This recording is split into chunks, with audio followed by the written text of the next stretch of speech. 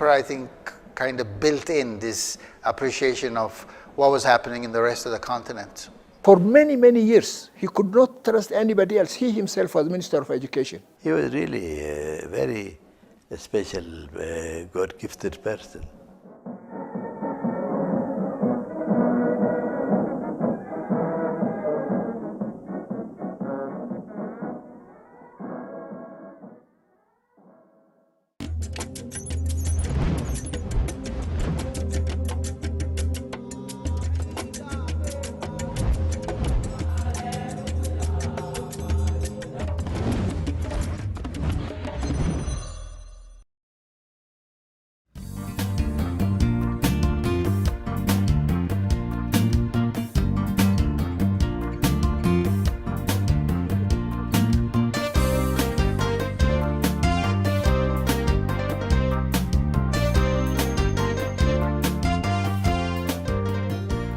The story of Ethiopia's great monarch,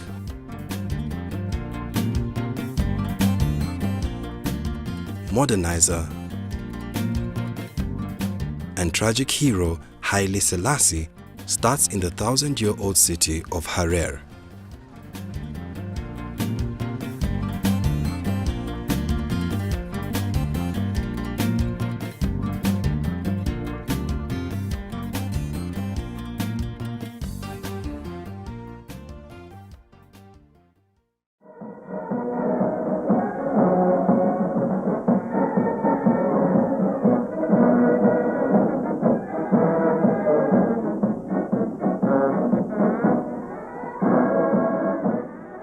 It was here in Harar that Rastafari, as he was known before his coronation as emperor, cut his political teeth. It also serves as a strong symbol of the difference between the ancient but primitive feudal society he grew up in and the modern nation he wanted to build. As a UNESCO World Heritage Site, Harar cannot construct new buildings within the old city's walls. But new buildings do go up outside the old city, and technology creeps in from all directions. So the coming year is holy war, hopeful, no war, no problems. Jeff Pierce is a Canadian author who has spent 10 years working on a book about the country's war with Italy. In his decade of research, he has interviewed some of the top experts on Ethiopian history. Emperor Haile Selassie, of course, he had a special connection to Harar, and he invested in coffee plantations. He was very shrewd financially, but he was also very politically astute. These were the rules of King Haile Selassie. So these are medals which are gotten from different countries. Haile Gasho is a tour guide who has taught himself 4 languages and shows visitors around Haile Selassie's honeymoon palace in Harar. It's a very young Rasma. Yes, I think. The Haile Selassie's time, actually, I was too young for that, and my family used to mention that he's one of a good leader. And everything is, the main reason what they mention is everything is very peaceful, and most of the things are very cheap. They have been brought together by the man, dead almost 4 decades, who tried to bring together his nation, his continent, and the world, often with his own personal touch. The most unique habit about King Haile Selassie, he's not only pretending like a king and always staying in the palace. So my grandfather used to tell me that he always go to a place where people get sick, like in the hospitals, and visit people. And people who don't have finance, they're supported by King Haile Selassie. So he's a really nice king, in my opinion. Rastafari was the son of nobleman Ras Makonnen, a provincial governor. He was also an Ethiopian hero for fighting off invading Italians in the late 1800s. Ras Makonnen is buried in this Harar church in a place of honor.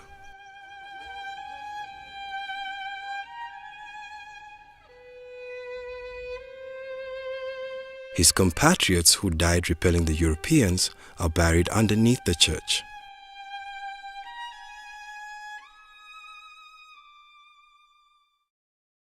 His father decided to educate young Rastafari with tutors of different specialities, one an Ethiopian monk and the other a Mexican surgeon. Ras Makonnen had two sons. Upon his death in 1908, his eldest, Yilma, inherited the post. 2 years later, he also passed away, and Rastafari became governor while still a teenager. If you want to understand the Ethiopian sort of feudal politics, it was really like Game of Thrones. It really was. Imagine this boy who's a duke, and he is given responsibilities to run this province at 14 years old. And he's trained by a Catholic priest. He's not trained by an Orthodox Ethiopian cleric. So already the other nobles are suspicious of this kid. At 24, he was appointed regent by Empress Zewditu, who used the young man to solidify her own hold on power due to his influential family. This made Rastafari heir to the throne, but he would have to survive some challenges to become emperor. When there was a rebellion against him, sometime around when he was regent and soon to become emperor, he was a fan of flight. And he got a plane, and they bombed and machine gunned the rebels. So you had these guys with spears and antique rifles and spears and shields coming out, and here's this biplane coming over, bombing you. Well, that ends that.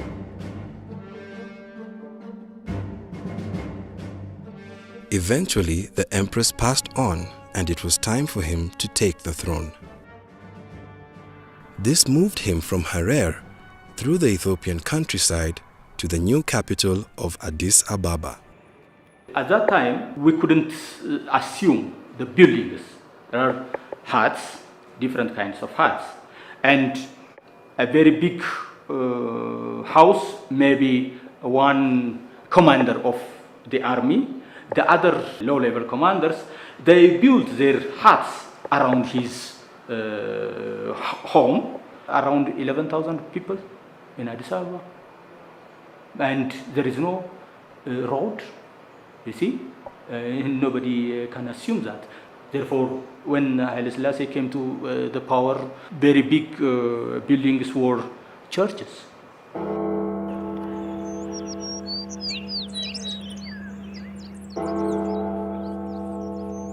While Addis was still primitive, the new emperor had big plans and decided to build a world-class palace that would impress Ethiopians and foreign visitors alike.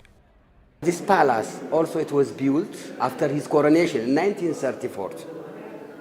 In 1934, with 800 workers and 8 months.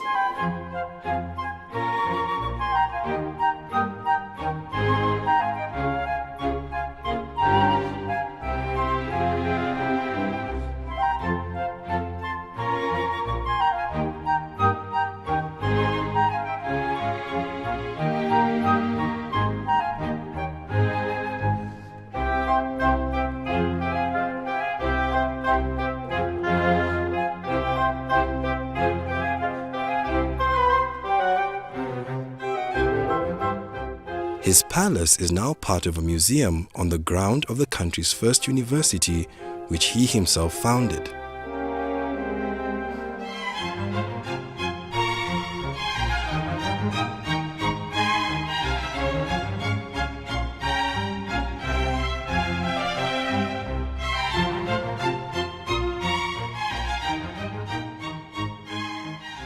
His visits with students showed the early priority he was putting on modernizing education in Ethiopia.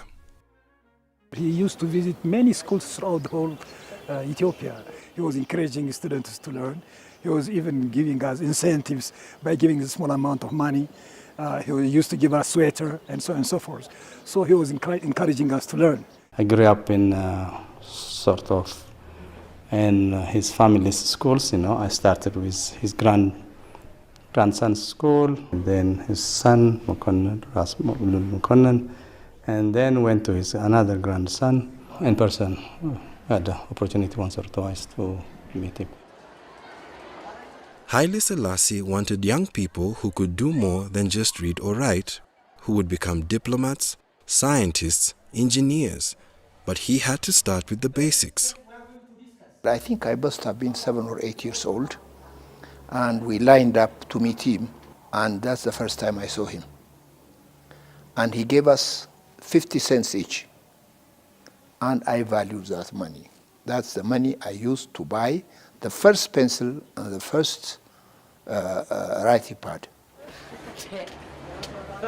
The young emperor's passion for education would eventually bear fruit, but in the early years it was opposed by the nobility that Rastafari had come from. Haile Selassie used to give gifts on Christmas Day to the students going to school. In those days, the feudal system in the well, they call them now reactionaries, but the truly conservative people didn't want their children to be going to school and get contaminated by Western culture. But Haile Selassie was desperate to have educated people for his administration, for his services. And even the children, it is the servants' children that they sent to school. And his first ministers were composed of mostly commoners, not from the nobility. In order to push forward his agenda for modern education, he needed to win over this nobility, which he did by supporting tradition. Haile Selassie is a very good diplomat. He was also conservative. He tried to keep the tradition of Ethiopian people and the tradition of the monarchy, to keep his hierarchy. And he tried also to keep the throne. To unify the country and have everyone support his modern ideas, he would need to earn the loyalty of those from the country's other 80 tribes. Ethiopia is a federal state. There are 83 ethnic groups who represent 83 ethnic groups. Perhaps King Haile Selassie from 3 ethnic groups, Amhara, Oromo, and Gurage or Silde. Therefore, what was the rest? 83 ethnic groups, not easy. 80 ethnic groups, they have their own culture, their tradition, their belief, even their traditional kings, they have it. Perhaps the most crucial factor that helped him to unify the country and gain acceptance for his modernization program was the support of the powerful Ethiopian Orthodox Church.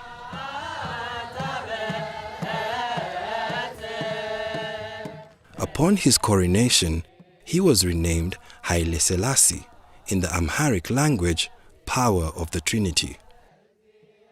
As emperor, he became the head of the Orthodox Church, and by tradition had the religious right to rule. Before 1974, just the state and the religion, it was linked. Who coronated King Haile Selassie? By the church. That's why I said it. The churches, because the churches, it was belonging to for the king. He's more dominant. You cannot separate the churches and the kings. And also they have a power. Even also 1/3 of the land, it was belonging to for the churches. Of course, for us, we think he's like God, and he himself did not give us that coin, by the way. It's Abhanna, his treasurer, who goes out and hands coin, and our eyes are with him. A very short fellow, walking, and that's it. You can imagine at that age, we thought God was on earth. While he was promoting an agenda based on logic and progressive ideas, legend was a powerful tool of the church. It claims a biblical relationship between its monarch and the famous Jewish leader and legendary wise man, King Solomon. The Ethiopian royal line, so Haile Selassie himself, is said to descend directly from the Queen of Sheba. I, for one, it's very difficult to justify that Haile Selassie was a direct descendant of Emperor Haile Selassie and Queen Sheba and King Solomon. But we simply took it for granted, for we love and respect Emperor Haile Selassie. It was before Christ, 955 BC. And while she was traveled to Israel, and she was a beautiful woman, and she was asleep with him. While she came to Ethiopia, she was pregnant and born Milik first after 9 months and 5 days. While Haile Selassie disavowed the legend to educated friends and foreigners, it was part of the powerful hold he had over the common people.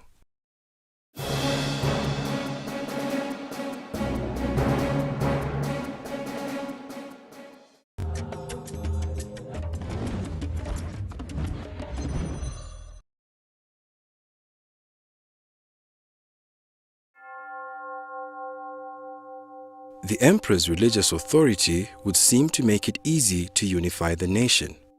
But he decided to use his personal touch to make people believe in his love for his country and its people. He was everywhere in Ethiopia. He was with car. Sometimes with helicopter, for example, 1965. He was with Queen Elizabeth in Gondar, Eritrea. Even they camping in Gondar city, we're almost 40 kilometers far from Gondar, and they were camping. ለምሳሌ በአስመራ፣ በድሬዳዋ፣ በጅማ፣ በጎንደር ውጭ ሀገር አልሄዱ እንጂ ኢትዮጵያ አንድም ቦታ አይቀረኝ። በጣም ተወዳጅ መሪ ነበሩ። በአውሮፓ ቋንቋ ፖፑላር እንደሚባለው በጣም ተወዳጅ መሪ ነበሩ። ህዝቡ ታሪካቸውን ያምናል፣ አሰራራቸውን ያምናል፣ መሪነታቸውን በትልቅ ደስታ ተቀብሏል እና አሁን ድረስ ስማቸው የገነነ ነው። በያለበት ብንሄድ ብንጠይቅ ብናይ በዛን ዘመን የነበረና የሚያውቃቸው ይወዳቸዋል። His accessibility also showed he had an open mind, something that helped him learn from his people and change with the times. The other encounter was when I was in civil aviation school. It's very funny. I had a girlfriend, and in those days, if you have a girlfriend, it has to be very, very secretive. So I was walking her home, and we made sure that we will not encounter her brother. So we took a small alley, and so we were walking, taking our time, chatting, car. And all of a sudden, we heard a small knock on the horn. We turned around. It was the emperor. We saw the flag. I pulled her out, and we bowed. I will never forget it. He looked at me laughing, and he said, I saw you. These are my encounters, actually. እዛ ሁለት ባዞች ጥቋቁሮቹ ቻይና ላይ ያው ህዝብ እንደሚጠራቸው ኃይለ ሥላሴ ናቸው። በእኔ በግሌ ደግሞ ጌቴ ነው የምለው እንጂ የቅርብ አገልጋይ እንደሆነ ጌቴ ልል እችላለሁ። የግሌ ነኝ። While he spent a lot of time cultivating popularity with his Ethiopian subjects, he also courted international favor. He was a famous diplomat, and a lot of countries has a very good relation with him. African countries, Europe, or also America. He was everywhere, almost 2,600 something, 2,600 times. He was visiting 14 provinces during his time. At that time, it was 14 provinces. Even he was visiting 167 countries in the world. Occasionally, there was criticism. Well, his detractors would say he's going there to have fun. But I am sure it's for diplomatic purposes that he went. He would go to America, meet Kennedy or Eisenhower. I think he had met them both. I don't think he would just jibe and come back. He would come with programs of aid and projects of one sort or another. The emperor learned about modern ideas and technology, bringing home worldly knowledge and friendships. ሀገር የሚሄዱት ጃንሆይ አንዱም ለሀገሪቱ ወዳጅ ለማፍራት በኢንተርናሽናል ጉዳይ ላይ ተባብሮ ለመስራት ሲሆን ሁለተኛው ደግሞ ኢትዮጵያን በይበልጥ ለማስተዋወቅ ነው።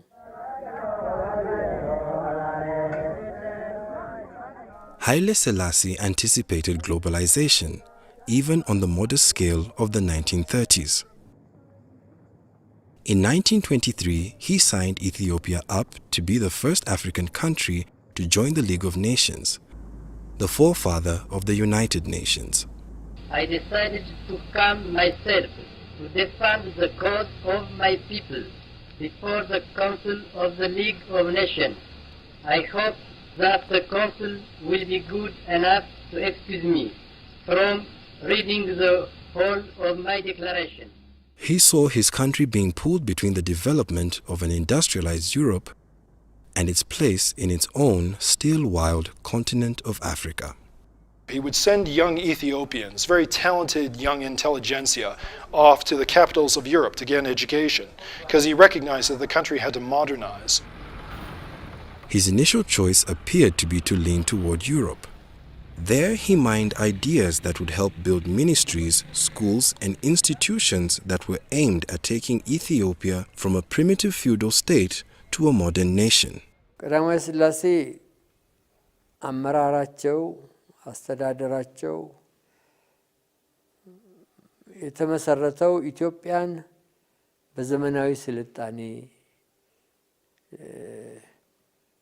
እንድትጠቀም ለማድረግና በአዲስ መልክ ለመምራት ነው።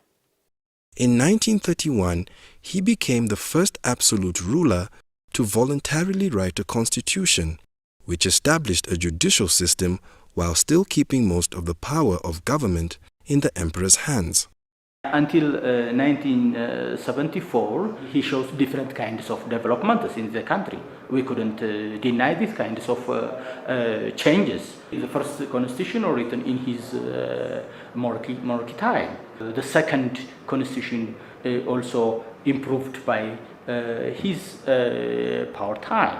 He tried to bring Ethiopia to civilization, to civilize the society, but how far he tried to bring this country, it has its own limitation. And Selassie was highly interested to have many modern scholars in Ethiopia to bring fundamental change in terms of civilization and development as well.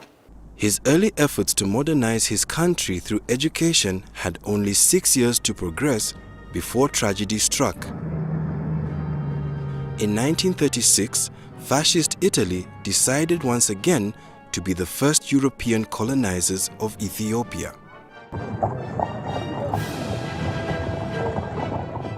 The entire world was fascinated by this war. It was on the New York Times, it was in the London Times. 20,000 black Americans were marching in Harlem over this war. There are battleships in the Mediterranean about to go to war with Italy over this war, and it was a precursor to the Second World War. It had a huge impact on world events. The emperor tried to use his connections to head off the Italian attack. He delivered an impassioned speech to the League of Nations, pleading for the world's interference.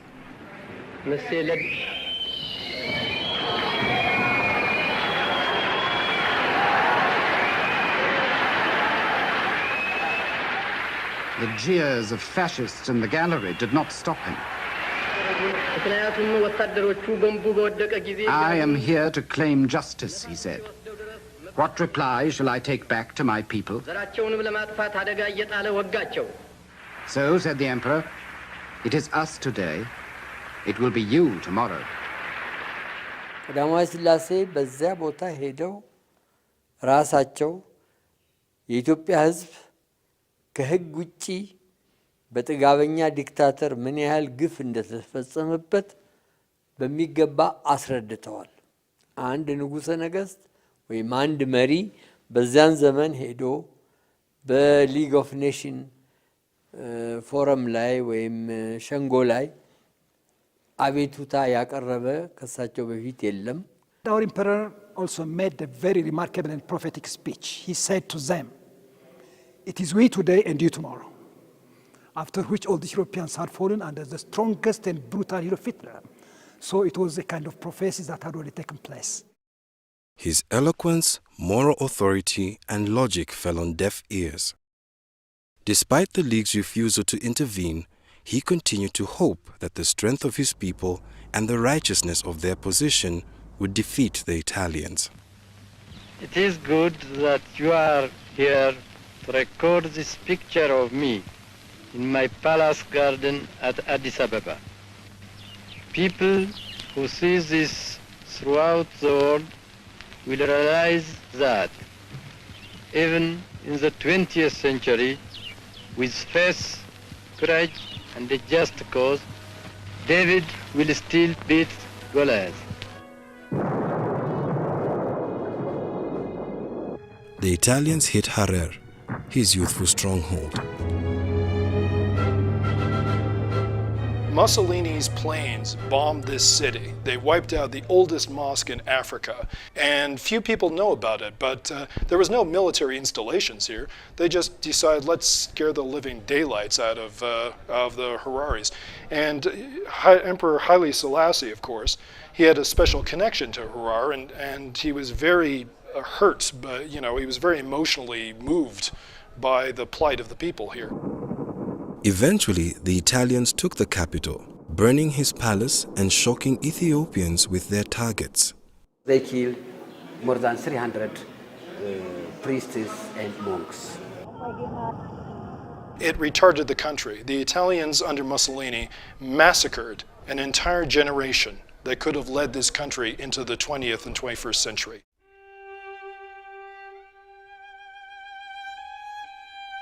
Haile Selassie went into exile in Bath, England in 1936. He nearly died there practically of pneumonia and sickness because it was so cold, he wasn't used to the climate. He came back here, and I believe it affected his character deeply, that he was never going to give up control and never going to divest control to other people. For 5 long years, the emperor suffered in tough conditions, in damp cold weather until 1941. Once the Italians were chased out by Ethiopian freedom fighters operating from the countryside, he was welcomed home to reclaim his throne and once again try to unite and modernize Ethiopia.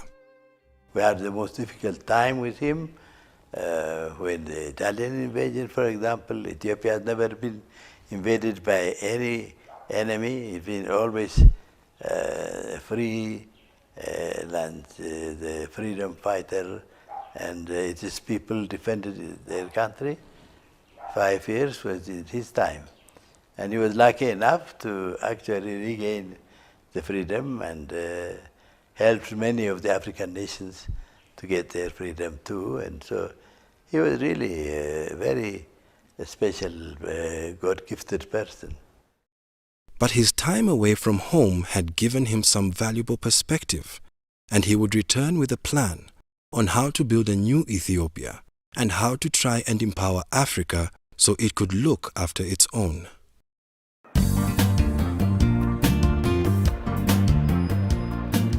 The pillars he would build his modern Ethiopia on would be people, educators, cultural heroes, diplomats, engineers and mechanics, and even pilots.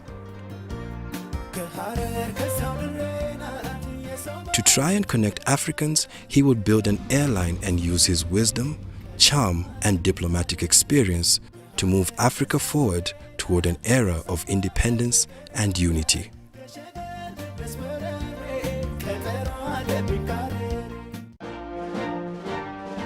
After independence, he really wanted to modernize this country, this nation. When the AU was established in 1963 and black and white television was introduced for the first time, so it was a very exciting time. He allowed us to visit the palace here in front. The general populace worshipped him.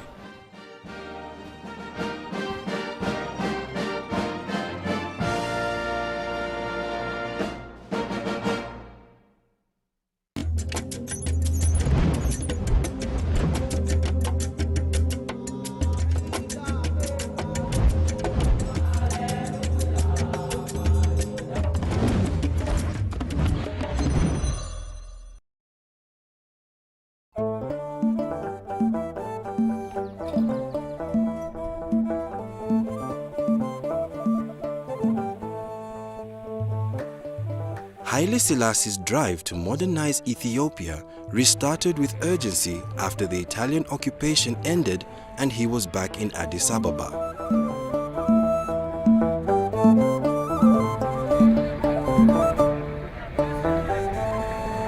Alone again.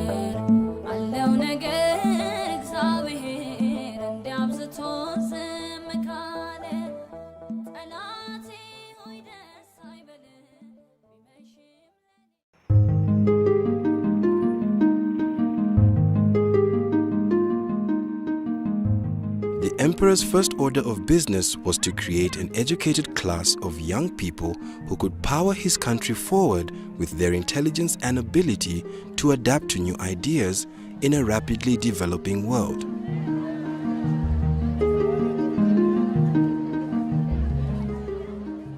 He started with 2 schools, one for secondary students and one for university pupils.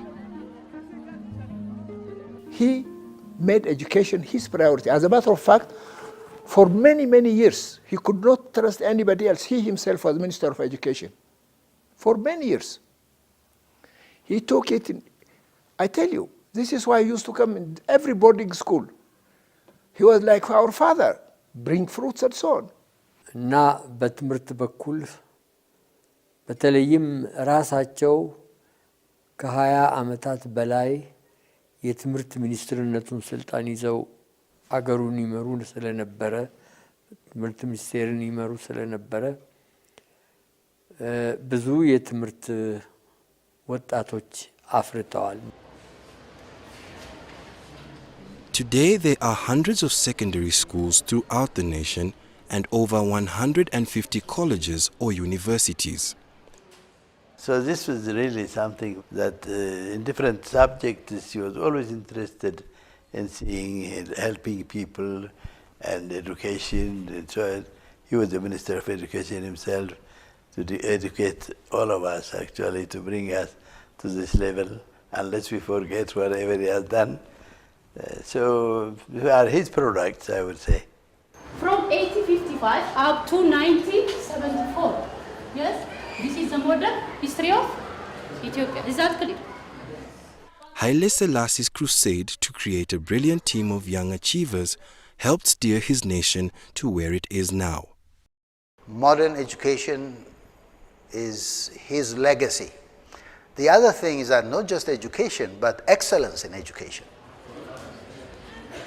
He quickly grew local educators to replace foreigners. And here was a place to start his Pan-African leadership. In 1958, he invited 200 African students to Ethiopia to study at Haile Selassie University, now called Addis Ababa University. He wished to transfer his dream of modern education to the rest of Africa, but he also saw the need to engage others to promote Ethiopia's role on the continent.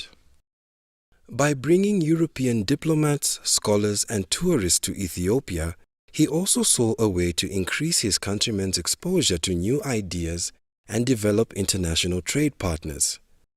But he needed to make sure they appreciated his nation. This is your first ambassador in Ethiopia. So he turned to some of the young Ethiopians he was building his contemporary society on, including Habte Selassie Tafese. Oh, I could see him any day. He was very kind with me. The emperor sent him off to Germany on Ethiopian Airlines' first flight there. He came back with some ideas on tourism. That was the first inaugural flight, Ethiopian Airlines to Frankfurt. Big deal. And in the process, the Germans were talking about tourism. The emperor instructed him to get a tourism operation going. The emperor called me. He said, you have to do this job. I said, Your Majesty, I know nothing about this job. He told me, try. That reward I remember. Try. It's like an order. Camouflage order. So I said, okay. Haile Selassie was always helpful in the efforts to impress foreigners, dignitaries, or ordinary tourists. If I go there, I tell him I have tourists. He said, bring them. I bring 10, 50, 30 tourists to him. He orders champagne. He orders tej. He gives them to drink. They take a picture together, take a picture with the same lion, and visit. He allowed us to visit the palace here in front. Tourists went, took pictures, went around, look around, even his bedroom. After a few years of bringing in groups of foreigners and shooting photos all over the country, Haile Selassie coined the country's famous tourism slogan. I'm surprised you didn't ask me about the slogan 13 months of sunshine I coined for Ethiopia. Oh, okay. It has a meaning. First of all, Ethiopia is 13 months, our calendar. And then there is sunshine 13 months a year. Anytime. The rainy season, rain comes, all of us know that after 15 minutes sun will come out. Ethiopia uses what they call the gaze calendar, which is 7 years difference from the commonly used Gregorian calendar, and also breaks the year down into 13 months.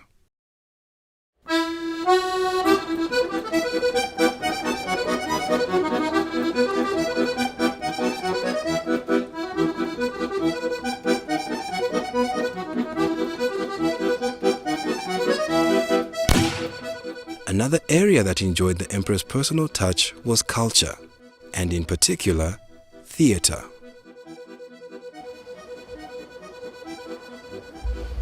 Right over there where that bench is, the emperor and the queen were sitting right there.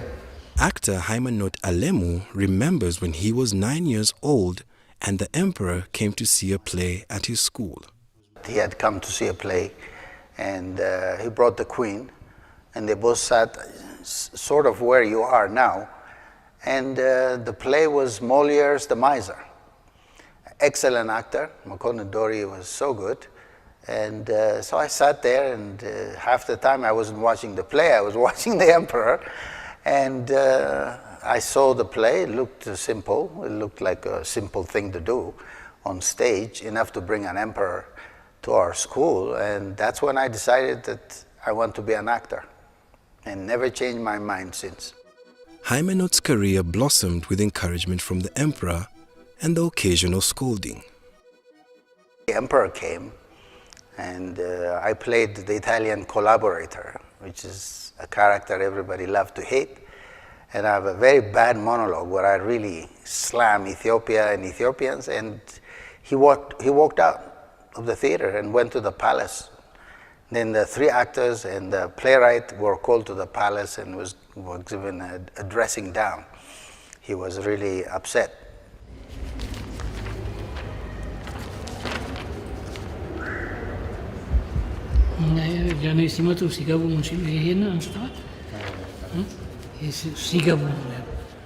Tesfaye Gassese was also fortunate to have the emperor take notice of him. He was training to be a lawyer when Haile Selassie caught him performing. I was nervous when he came, but still I guess I was good enough to convince him it was a good performance. Called me in the morning to his palace, gave me his watch, asked me what my plans were. I said I'm going to go and study law. He said, I asked the minister beside him, how many students are going to study law? I think he answered 12. 12? Oh, that's quite a lot. So we have very many lawyers under training. We need someone in the theater. And said there the administrators of the theater, the managers and directors were white people. They didn't speak Amharic, the local language. And so he needs Ethiopians to replace them. So he said it was a sort of an order, you go and study theater. I graciously accepted it, and I don't, I don't regret it at all. I'm very happy with the profession. And he ended up as the manager of the National Theatre, as well as starring in countless performances. His favorite was Hamlet. I played Hamlet also for the emperor. That's another great play. That was the first Hamlet. I had were what we call first Ethiopian premieres by our prominent, later on prominent playwrights, were staged by me.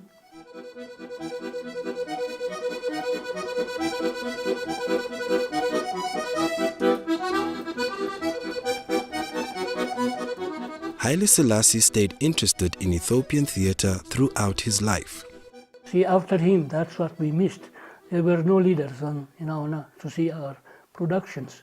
But he did attend comedies or historical plays or tragedies. He did. And even before the Italian invasion and the establishment of proper theaters in the country, he used to invite people who wrote dialogues or pieces of theater to his palace for when his children got married, or from wedding parties and things like that. And he gave prizes to the writers and to the actors. So he was a great benefactor of the arts, a patron of the theater and the arts. Despite his pressing duties as head of state, his personal touch was always felt. The general populace worshipped him. And so you can imagine him coming here and we small actors being honored by his presence. He usually also stayed late after the show and shook hands with us and said, well, good, and left.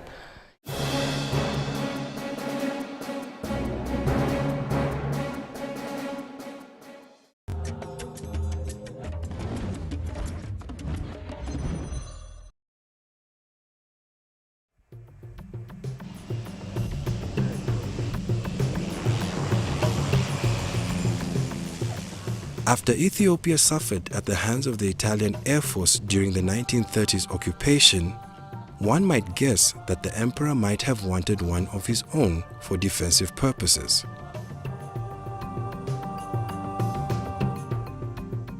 But he started Ethiopian Airlines for different reasons. Number one was to connect his own country, which has very difficult terrain to cross. See, this is where I really caught the emperor's wisdom. After independence, he really wanted to modernize this country, this nation. And all the provinces were far apart. And he knew the only way to connect these provinces will not be possible by road because of the mountains and the terrain, it would be damn expensive. So he chose airplanes, and that succeeded.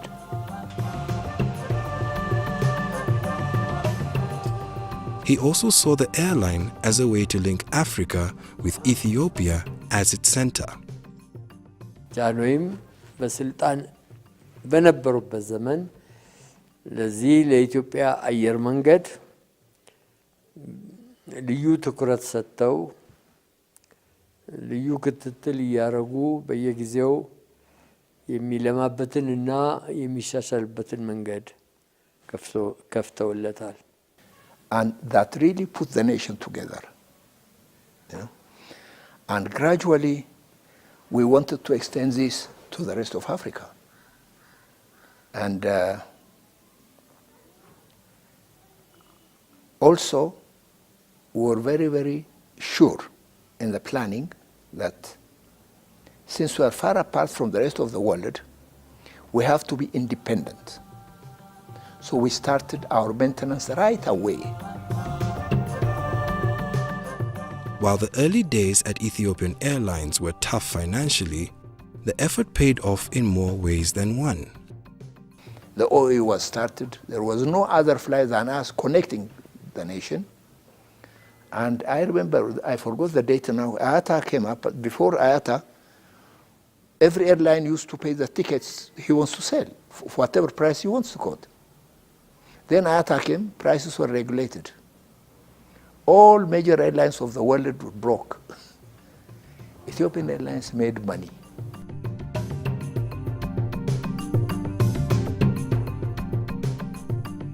In 2012, the company made a profit of $42 million.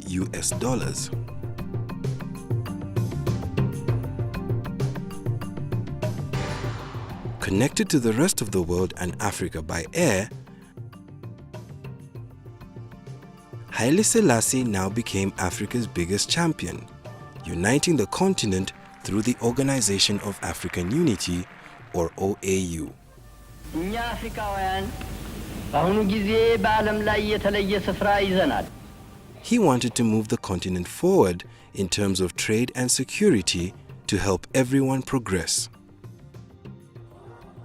He saw an opportunity to lead a post-colonial Africa from Addis Ababa, to show them how a modern, independent African nation could achieve great things.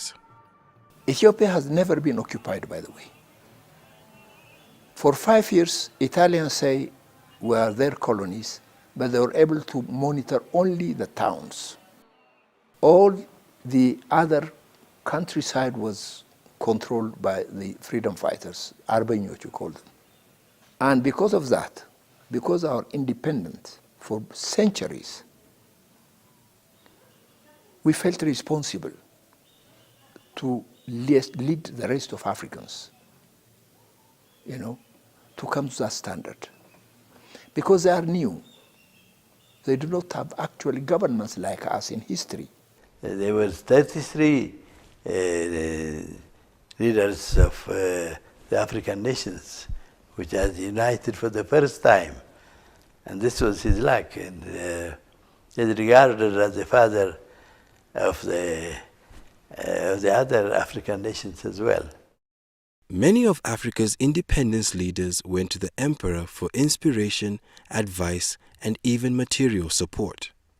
Such men as Kwame Nkrumah, Jomo Kenyatta, Julius Nyerere, Kenneth Kaunda, and even Nelson Mandela. Many of them, they were really giving him recognition for what he has done. And we had like Kenyatta and many others, I mean like Nkrumah. ዛሬ በሰፊው ይነገርላቸዋል፣ ታውቆላቸዋል። እሳቸው የአፍሪካን አንድነት ለመመስረት በዚያን ዘመን ከነበሩት መሪዎች ጋር እየተነጋገሩ እየተስማሙ በአዲስ አበባ ከተማ ላይ ከፍተኛው ስብሰባ እንዲደረግና የአፍሪካ አንድነት ቻርተሩ እንዲፈረም ያደረጉት እሳቸው ናቸው።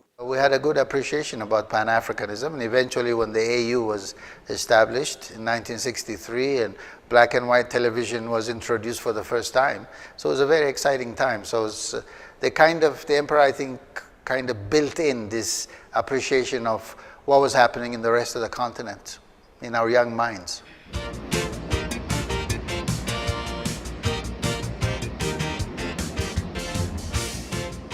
The OAU found a home in Addis Ababa, in part because Ethiopian Airlines could bring Africa's new leaders together here.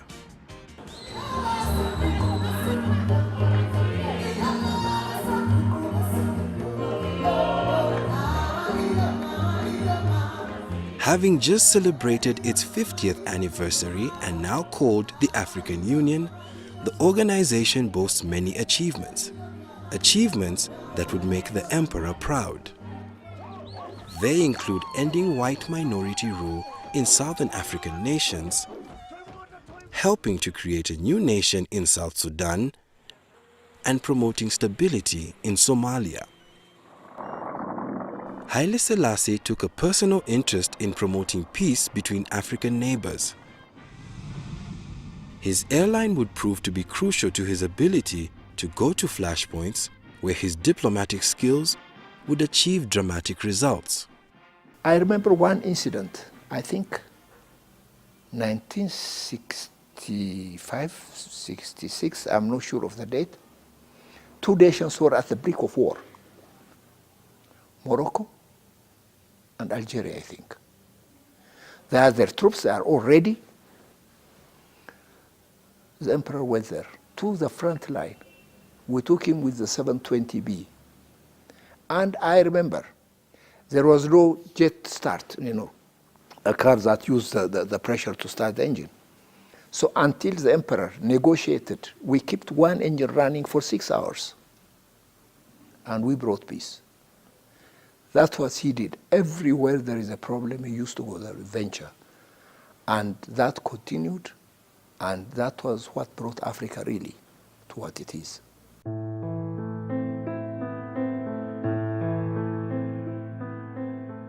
His jetting off to solve other people's problems didn't keep him from paying attention to his own family.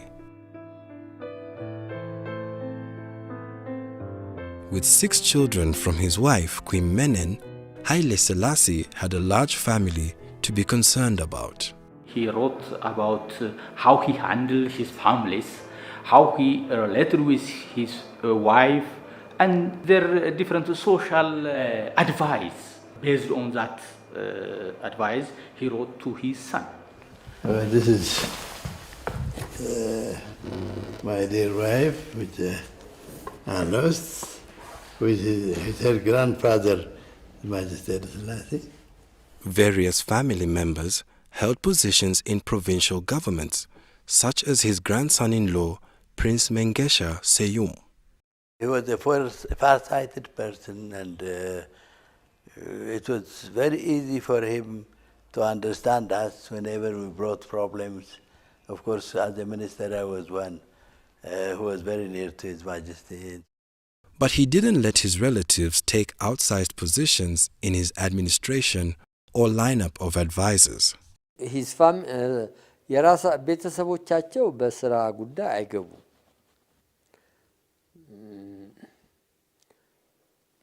አንዳንድ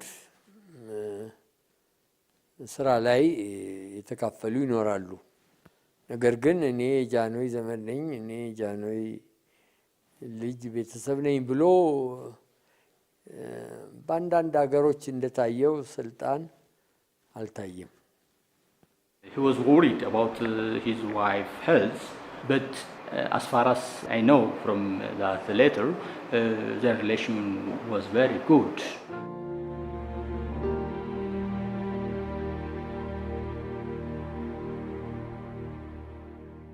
In the 1960s, his family would feel significant pain with the death of Queen Menen.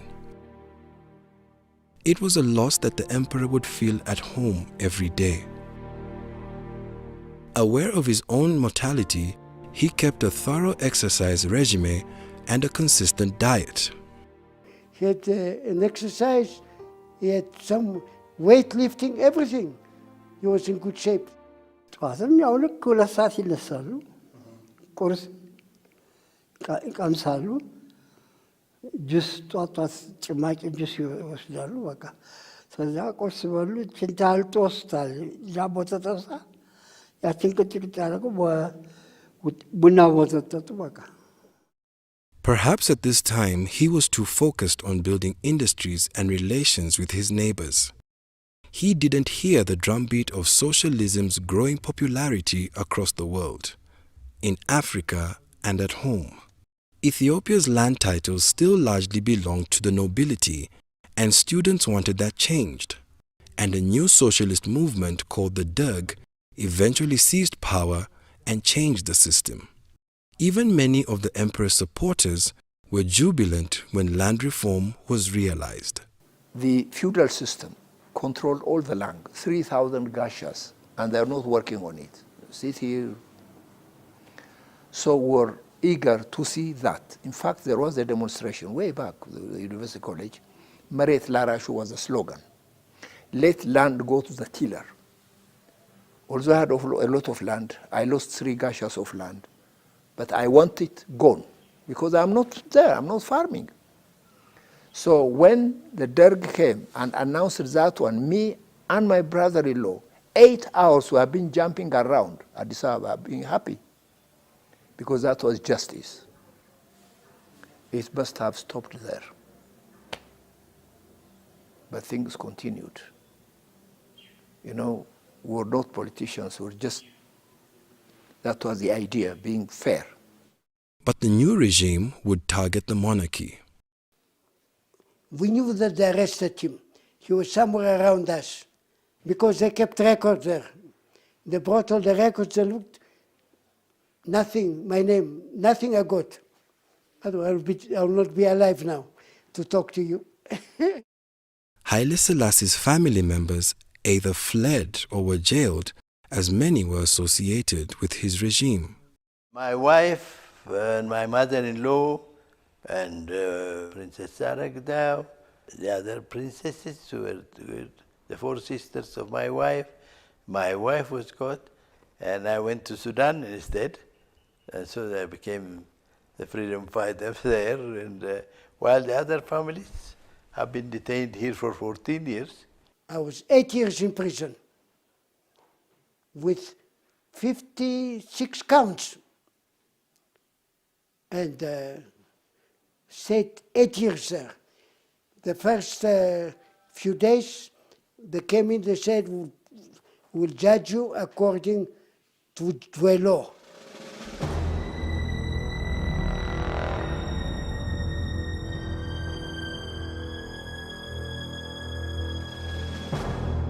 The emperor himself received the ultimate punishment. Some used to say he was shot, poisoned, suffocated.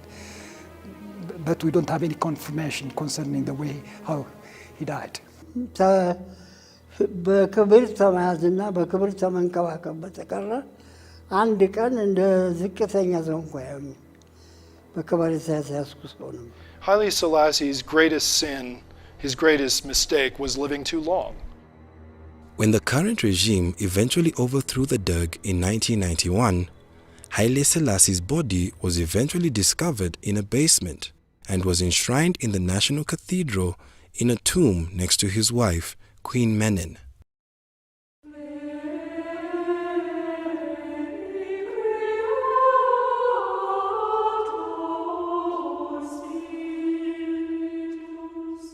Here we have 2 historical tombs. This one belongs to Emperor Haile Selassie, and that one belongs to his wife, Empress Menen. She died of natural cause 50 years ago.